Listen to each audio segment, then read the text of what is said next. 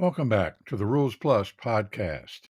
After a busy regular season in Texas high school football, the playoffs have begun, just as the weekly meetings of the Austin Football Officials Association have concluded. But the usually weekly episodes of this podcast will be continuing, facilitating continuing discussion of rules, mechanics, philosophies, and moments of terror, even though our live study sessions have concluded. In this episode, I have three play scenarios to discuss. Two were recently shared with me by my AFOA colleagues, and the third I viewed from my couch in a Saturday college game. Each one is interesting in its own way, as you'll see. So let's get started. First, here are plays from two midweek moments. Here are the two scenarios shared with me by colleagues, and it probably would not surprise you to learn that they occurred during sub-varsity games, which are always an abundant source of head-scratching moments. Play 1, an illegal touching scenario. The first play offers a good reminder of how we can be deceived by seemingly routine situations that involve even a slightly unusual twist. Here's what happened. Team A's short punt bounces off the back of a Team A player a few yards beyond the neutral zone. The ball is then touched again by a second Team A player before it is finally recovered by a third Team A player. What is the ruling? Well, seems simple enough until it isn't. To his credit, the covering official had two beanbags, and he dropped each one at a spot of illegal touching. And of course, the kick ended at the spot where the ball was recovered, a few yards behind where the ball had first hit the Team A player in the back. The covering official reported that Team B would clearly choose to take the ball at the spot where it was recovered. However, the R for that game insisted that Team B had no option to exercise. It must take the ball at the spot where the ball hit the Team A player in the back. The R insisted that there is only one spot of illegal touching, and that is where Team B will get the ball, barring an accepted penalty. So that's what the crew did. If you're wondering what the relatively experienced R was thinking, I was wondering too, as I heard the story. But then consider this is what the applicable rules have to say, and there are 5 that I've found. And first, 511F, and I am quoting the rules. A new series shall be awarded to Team B whenever Team B, after a scrimmage kick, elects to take the ball at a spot of illegal touching. Next, 613B, concerning free kicks. Any other touching by Team A is illegal touching, a violation that, when the ball becomes dead, gives the receiving team the privilege of taking the ball at the spot of the violation. Third rule, 632A, concerning scrimmage kicks. Beyond the neutral zone, no inbounds player of the kicking team shall touch a scrimmage kick that has crossed the neutral zone before it touches an opponent. This is illegal touching, a violation that, when the ball becomes dead, gives the receiving team the privilege of taking the ball at the spot of the violation. Exception, Rule 634 and references to AR 212.2 Roman 1 and 632 Roman 1. Part B here, this privilege is canceled if there is an accepted penalty for a live ball. Okay, good enough. Fourth rule, 6.3.11. If a scrimmage kick untouched by Team B after crossing the neutral zone is batted in Team B's end zone by a player of Team A, it is a violation for illegal touching. Reference Rule 632. The spot of the violation is Team B's 20-yard line. This is a special case of batting in the end zone and is not a foul. Finally, here's the last rule that applies to this scenario. 10.2.5A2. 5 and 10-yard penalties are not enforced on the try or the succeeding kickoff. Such penalties are declined by rule unless enforcement is made possible by illegal touching of a kick during the down. And there's a reference to AR 632, plays Roman 3 through Roman 4. Okay, so the R's interpretation of Team B's situation when illegal touching occurs during a kick play was that there is only one spot of illegal touching, namely the first spot at which such touching occurs. In his mind, subsequent illegal touches are irrelevant. Why did he think this way? As an editor by profession, I can suggest how the wording in these 5 rules could lead a particularly literal reader to such an interpretation. Here are the key phrases in each rule. Rule 511F says that a new series, quote, shall be awarded to Team B, end quote, when it decides to, quote, take the ball at a spot of illegal touching, end quote. And I added the emphasis there to the indefinite article a. That is, I'm going to go grammar nerd on you here, but please stay with me. The choice of the indefinite article a instead of the definite article the or the before, quote, spot of illegal touching, end quote, should suggest that multiple such spots are possible. An indefinite article before a noun indicates that the noun names a general case, or that the noun refers to a single but not a specific thing. A definite article before a noun indicates something that is already known, or identified, or to a set of things.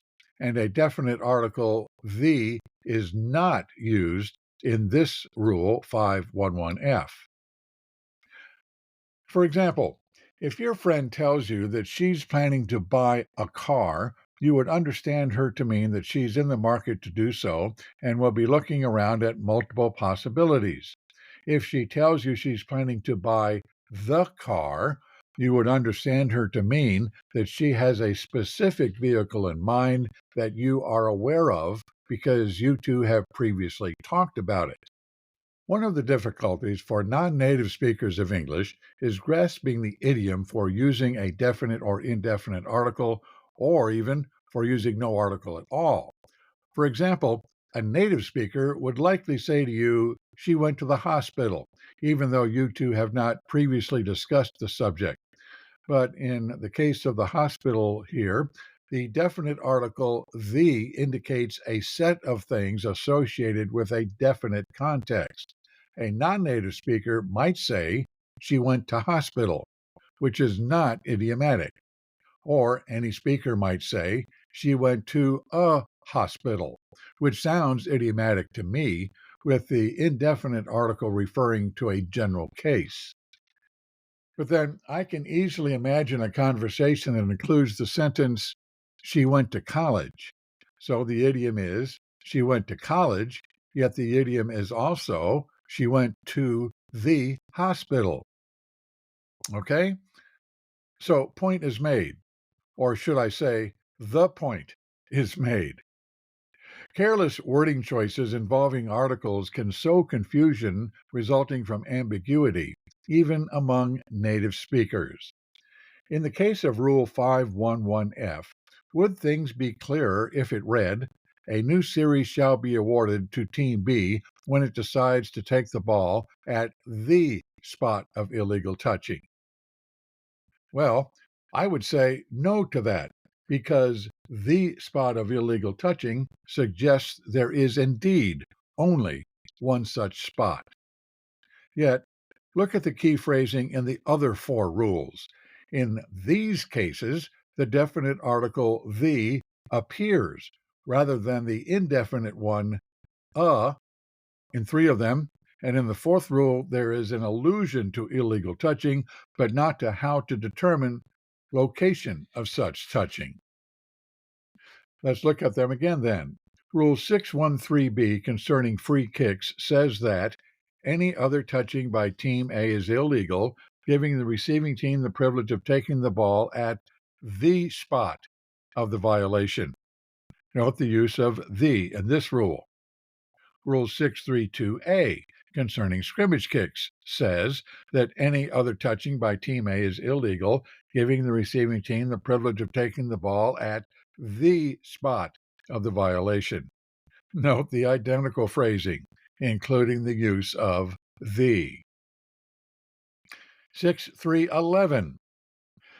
That rule concerning scrimmage kicks establishes an exception for Team A from a foul for illegally batting a loose ball in the end zone.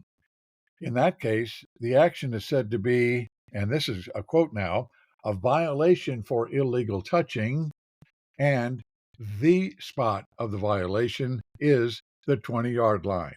End quote. Note the use of the in this rule.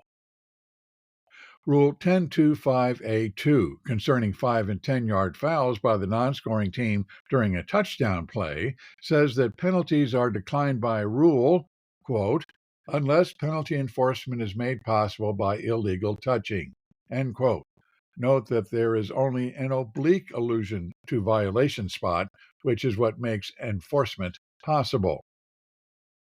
By the way, there are two fascinating approved rulings cited in this last rule, and I will return to this rule in a moment after I wind up this long-winded discussion of this play scenario. Nowhere among these 5 rules is there explicit clarification that there may be multiple spots of illegal touching and that Team B's privilege includes the option to choose any one of them as the spot where it would like to put the ball in play. I had never considered that there is any other way to regard Team B's privilege until my colleague shared this story with me. I find it instructive that someone could misread these 5 rules. I also find it instructive to consider why someone could misread these rules, and the lesson I take away is this. We can be vulnerable to overthinking stuff when we read and discuss football rules. I think we're especially vulnerable to this when we take our annual rules exam, which too often in the past was peppered with what could justifiably be called trick questions because of inadvertently ambiguous phrasing or even deliberately misleading phrasing. The happy ending for this scenario discussion is that you indeed can find explicit clarification that there can be multiple spots of illegal touching, but you have to go to the approved rulings to find it. There are 2 of them, one each for free kicks and scrimmage kicks, and I present them to you now. You're welcome. Approved ruling 613, Roman 1. A33 illegally touches a free kick. Then he or A44 illegally recovers the kick. Ruling: illegal touching by both A33 and A44. Unless there is an accepted penalty or offsetting fouls, Team B may elect to take the ball at any spot of the illegal touching. Approved ruling 632, Roman 1. Team A illegally touches its scrimmage kick. Then, after Team B has touched it, Team A recovers. Ruling: touching by Team A after Team B has touched the kick is legal, and in order to get the ball, Team B must take it where Team A illegally touched it. Unless illegal touching is also illegal recovery by the kicking team, and no fouls are involved, the receiving team may play the ball with the assurance that it later may elect the ball at any spot of illegal touching. All right, so here's the bonus coverage that I promised earlier concerning illegal touching and the 2 fascinating approved rulings related to it. In each case, A80 is the first player to touch a punt that has crossed the neutral zone. In each case, B40 then recovers the loose ball, runs 5 yards, and fumbles. In each case, A20 recovers the loose ball and scores. In the case of approved ruling 632, Roman 3, B70 commits a holding foul during A20's scoring run. In the case of approved ruling 632 Roman 4, B70 commits his holding foul during B40's run. You might want to pause here for a moment to consider what should be done in each case. Consider how you would attack this problem under pressure on the field. What questions would you ask? How long would you take? How would you explain the ruling to the coaches? Perhaps we should pause here a few seconds, or you might pause this episode to think about this. But I'll move on. So here's what the book has to say. In the case where B70 fouls during the opponent's scoring run, the score does not count, even though the non-scoring team fouled during a play that ended in a touchdown. Only 15-yard penalties in such a case may be carried over to the try or subsequent kickoff. There is, therefore, no enforcement spot available for a foul by Team B while Team A possessed the ball. The penalty for B70's foul is declined by rule, which means Team B retains the privilege to take the ball at the spot of illegal touching. The ruling includes a reference to Rule 10.2.5a2. In the second case, where B70 fouls during the run by his own team, the spot of illegal touching indeed provides an enforcement spot, because by 524, if a penalty is accepted for a foul after a change of team possession, the ball belongs to the team in possession when the foul occurred. The holding penalty would be enforced under the provisions of the 3-and-1 principle, with the spot of illegal touching being the basic spot. But why wouldn't Team A decline the penalty and keep its touchdown? It would not do so because then Team B could exercise its privilege to take the ball at the spot of illegal touching. The score does not count in either circumstance. The quirk here is that the only exception to Rule 524 is the case referenced in 10.2.5a2 when the non-scoring team during a down that ends in a touchdown commits a 15-yard personal foul or UNS foul. Speaking of quirky situations, I'll speak now of the second situation that I've promised to cover, shared with me by an AFOA colleague. Play 2. A spiking scenario. This second play offers a good reminder that a routine situation can blow up quickly, challenging our complacency when one or several surprises pop up. Here's what happened. Trailing late in the half, Team A rushes to snap and spike the ball from a shotgun formation after gaining a first down to briefly stop the clock with 10 seconds remaining. Just after the R's ready signal, the ball is snapped and quarterback A14 simply slaps the ball to the ground. A Team B lineman recovers the loose ball and runs for a touchdown just after the R sounds his whistle to stop the play and the clock after what he expected to be a spiked ball. At first blush, a crew's inclination may be to simply set up for the next play, but the run back by Team B complicates matters. Without that recovery and return, it's easy to imagine that neither team's fans, nor anyone in the crew would have suspected that something wasn't quite as it seemed on this play. But with that return, the instinct of that Team B lineman, who hardly knows the rules as well as we do, tips everyone off that somehow this wasn't just a routine spike play. So now, without benefit of instant replay, the R needs a moment to reconstruct what has just happened, and here is the R's story as related to me. After a moment to rerun the play in his head, the R realized that the quarterback had never possessed the ball, and so the first question he confronted was whether the quarterback had indeed executed a legal spike play. In the comfort of our armchairs and with no pressure to make a quick determination, let's pause at this point and indeed consider what constitutes a legal spike of the ball. The term spike is not defined in Rule 2 or in Rule 7, but we know that we are referring to a forward pass when we use the shorthand term spike. So the term pass is defined quite straightforwardly in 219.1 as throwing the ball.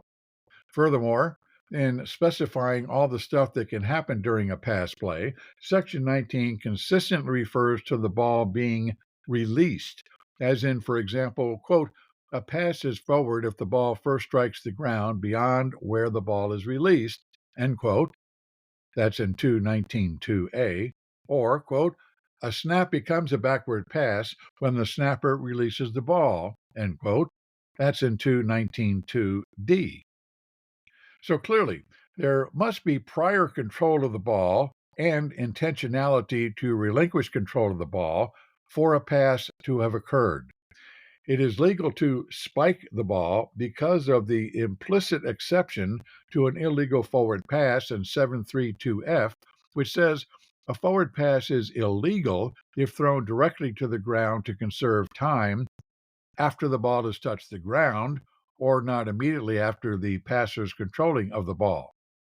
Absent the two conditions of the ball striking the ground or the passer not releasing the ball immediately, we conclude that throwing the ball directly to the ground to save time is legal.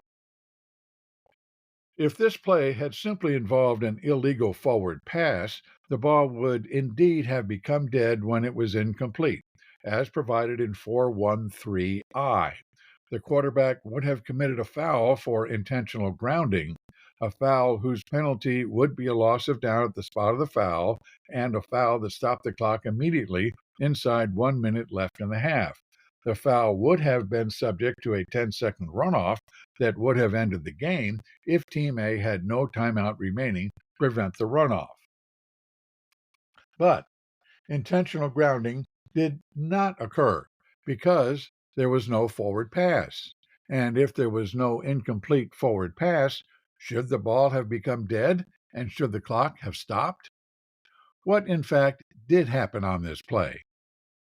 Well, did you note in the example in 219.2d that I just referred to that it says, quote, a snap becomes a backward pass when the snapper releases the ball, end quote. That means that the loose ball that the quarterback slapped was a backward pass. But what about the loose ball on the ground that the Team B player recovered and advanced? What was the status of the loose ball then?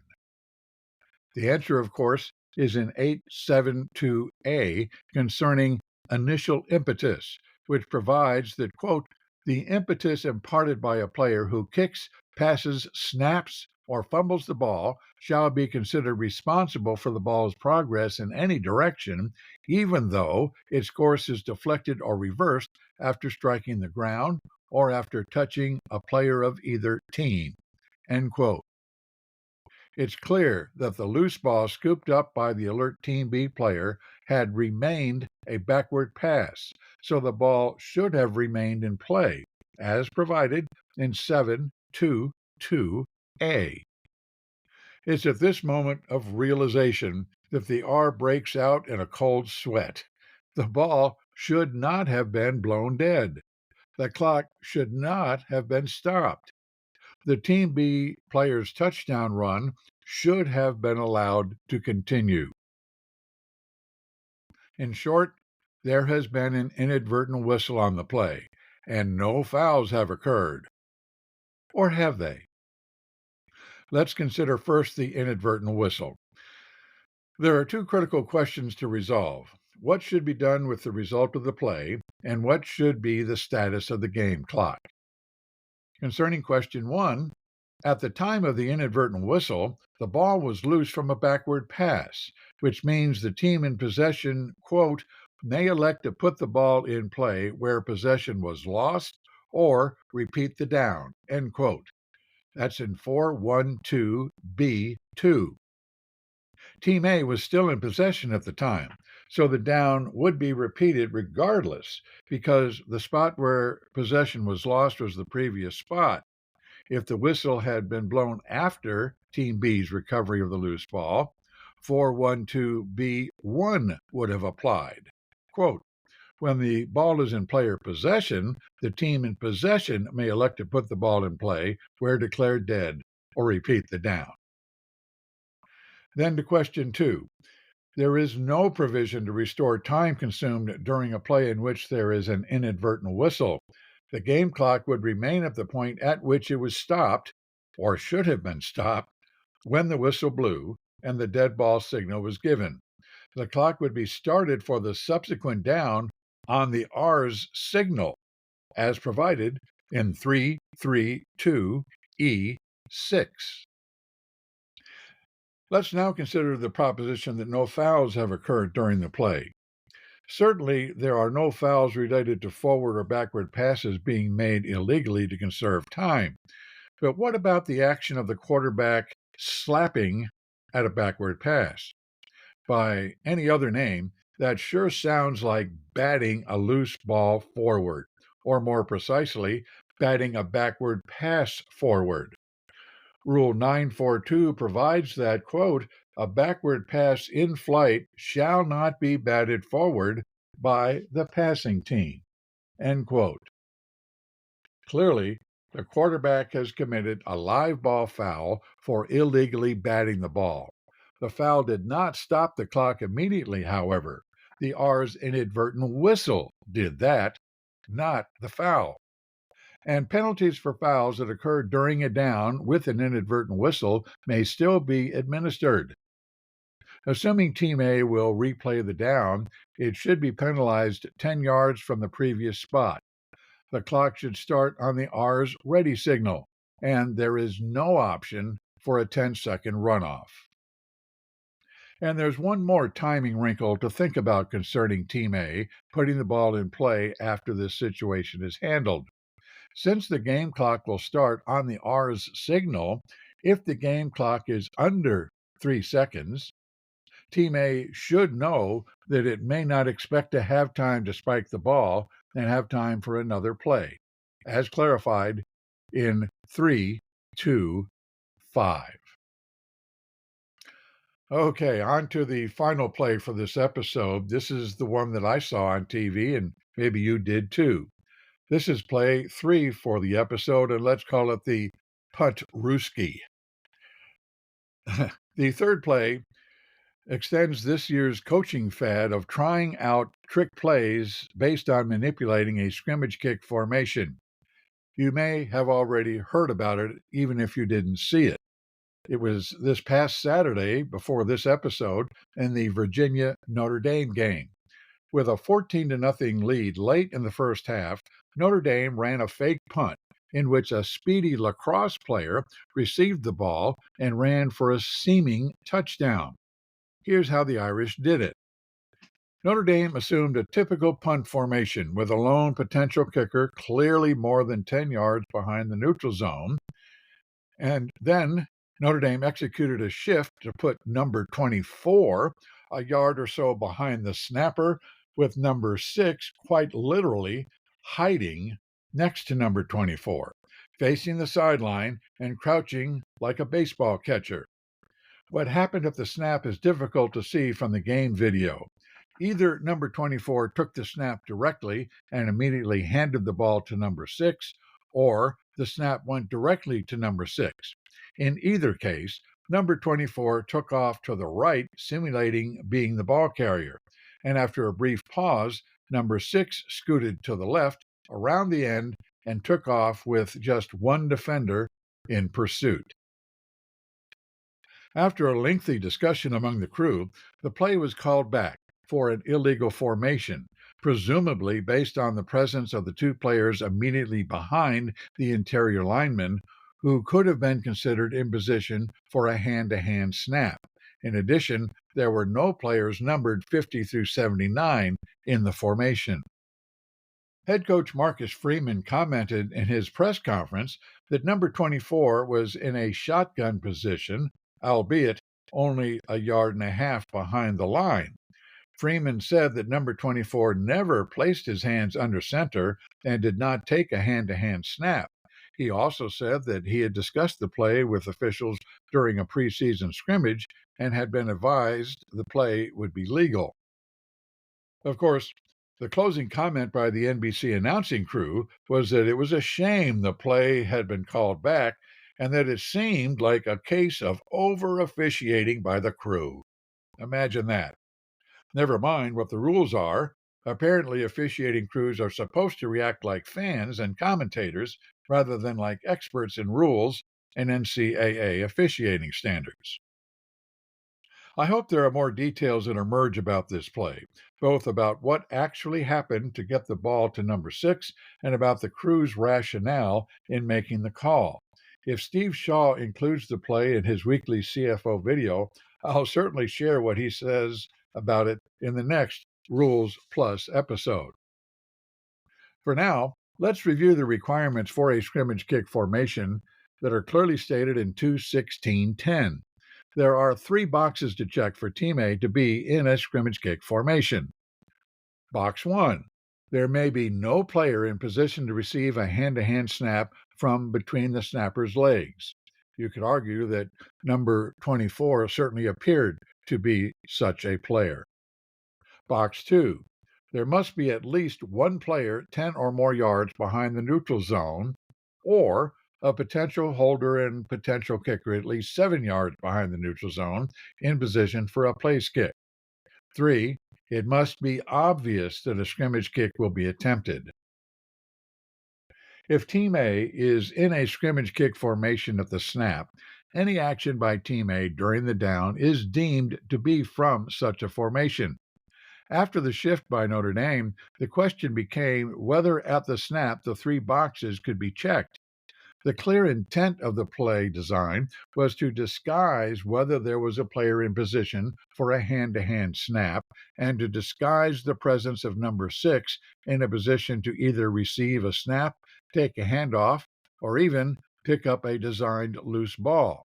At the very least, such efforts by Team A to disguise its intentions unchecks, if you will, the box that it remained obvious that a scrimmage kick would be attempted.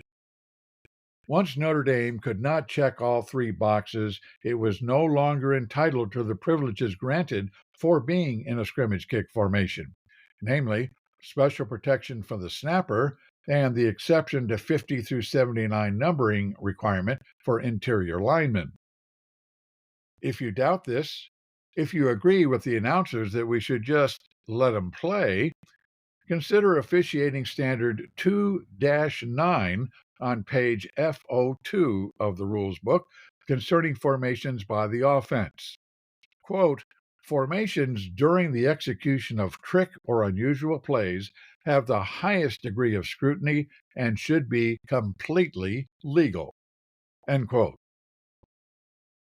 Who knows how Coach Freeman described the play to officials at a scrimmage way back in August? Who knows whether he alerted the crew on Saturday that he might run this particular fake punt? Unless we hear otherwise from CFO or conference officials, it sounds like Saturday's crew didn't let themselves be ambushed by a surprising development. Kudos to them. The lesson for us is clear. If during our pregame briefing with the head coaches they tell us about a trick play they may run, we'd better ask them plenty of questions to clarify what they think they intend to do because they think they'll be running a legal play. We should seize that moment to make clear what is required by rule. For the game of football, there should be a lesson too. If the fad continues for trying to take advantage of privileges gained by using a scrimmage kick formation, the Rules Committee may respond by limiting those privileges and returning to more cumbersome means of years ago to accommodate the needs of special teams play. So, here's a closing word. At the end of the last Rules Plus episode, I posed a cliffhanger question. When the ball is drop-kicked rather than place-kicked during a kickoff, as happened in the South Carolina-Alabama game several weeks ago now, does the exception in 641C regarding a receiver's opportunity to catch a kick apply? I do not have a definitive answer because Section F of 641 makes an oblique reference to kicking off of a tee. The phrasing is that a player in position to receive the ball has the same protection from KCI, that is, kick catch interference, quote, whether the ball is kicked directly off the tee or is immediately driven to the ground in the manner of the ball kicked directly off the tee, end quote. I direct your attention to my discussion of definite and indefinite articles in the discussion of illegal touching earlier. The phrasing, including the definite article the, suggests that the provision in Section F is referring to the definite circumstance of a ball being kicked from a tee. In addition, the phrasing of the definition of a drop kick refers to striking the ball as it touches the ground. This means that the kicking and the ground touching are simultaneous, not that the kicking then leads to a subsequent driving to the ground. By technicality, I judge that the protection against KCI does not apply when a drop kicked ball is in flight. I suggest that a loophole around this exception has been found.